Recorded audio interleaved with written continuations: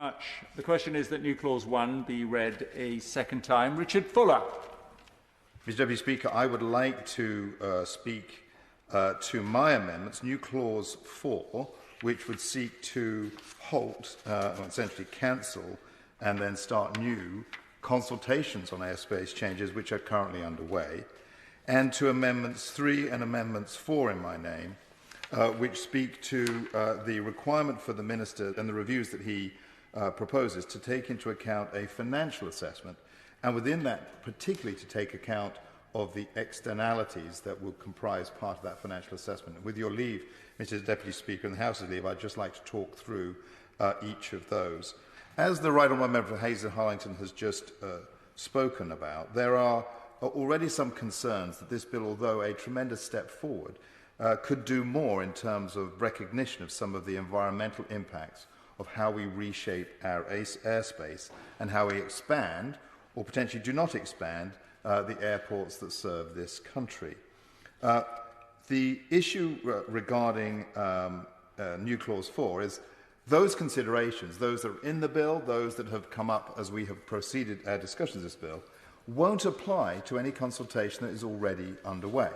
Now, the Minister will correct me if I'm wrong, but I believe there is a very limited number of consultations which are currently in process.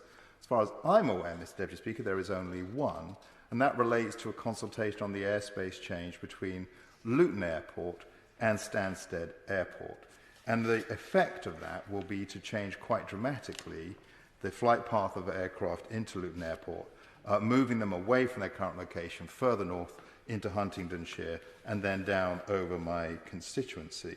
And it seems to me, Mr. Deputy Speaker, to be wrong that this consultation should proceed at this time. It really ought to be halted so that the considerations of this bill can take effect. The Minister will know that this consultation has taken place entirely through the COVID period, and he will know that many concerns have been raised, that there really hasn't in this consultation been effective alternatives offered to those that were thought of by the presenters in the first place. And he will also know that it has many hallmarks, well, he may not know, but I will certainly assert to him, it does have a number of hallmarks that think that this is being driven purely by the commercial interests of the airports and not by considerations of those that the airspace changes will take effect on. Now, I've had many representations raised to me by constituents, by parish councils that will be affected by this change, and it seems to me to be entirely appropriate that that consultation should be stopped and a new consultation should be started under the new provisions of this bill as directed by the Minister. And if the Minister will not accept that on the face of this bill, or as an amendment to this bill, or a new clause to this bill, perhaps he would use his offices and the powers that he already has to seek for a renewal and change of that consultation. With respect to Amendment 3 and Amendment 4, these seek, in a different way to the Right Honourable Member who has just spoken, to try to promote the issues of environmental considerations as part of the responsibilities of airspace changes in the future. In particular, what I'm seeking to do is to make sure that any assessment that the Secretary of State or Minister makes for airspace changes must make a financial assessment that includes an assessment of the externalities arising from airspace change proposals, and that they also should include an understanding of what the geographic distribution may be of any economic externalities. And Amendment 4 states that those externalities should include air pollution, noise pollution, and road traffic congestion. And if I may, Mr. Deputy Speaker, just go back to the particular issue of Luton Airport. Luton Airport, of course, it's a privately owned airport, but it is on land that is owned by Luton Council. Luton Airport has been growing over the years and has in plans to grow even further. I was just looking up before this debate, Mr. Deputy Speaker, that the revenues of the airport in 2009 were 98 million, and the revenues in 2019, just 10 years later, had more than doubled to 226 million. This is a rapidly expanding airport.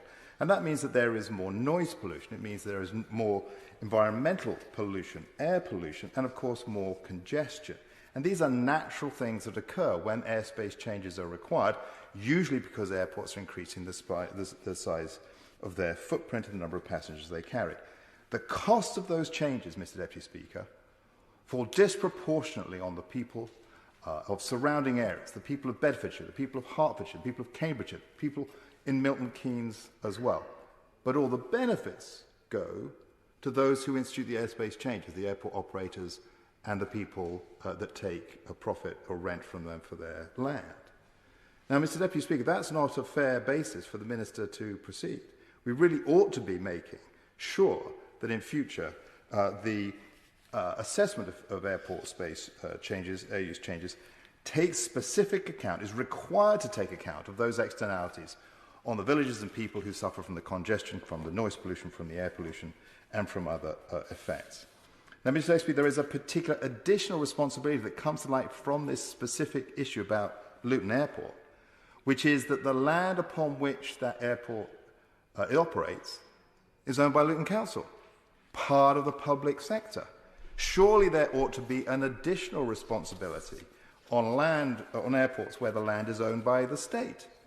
Now, it is interesting, of course, that Luton Council itself takes £20 million a year directly into its coffers from Luton Airport and takes a further £10 million in charitable contributions only for charities based in Luton, whilst the rest of the people who suffer from the air pollution, noise pollution and traffic congestion get absolutely nothing. So it would be interesting if the Minister, in his summing up, could just address this issue. Will he look at externalities in the future? If not in this bill, the cost of these externalities from airspace changes in future. And does he believe there's an additional responsibility on those airports that are on land owned by the public sector for them to take wider account of their social responsibilities?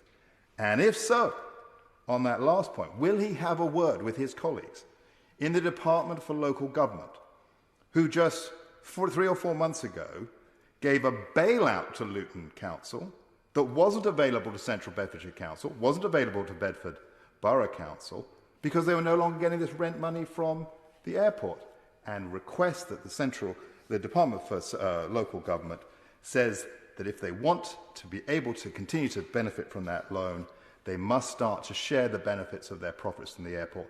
And that's a way of making sure those externalities are covered. Thank you very much, Mr. Deputy Speaker. Okay.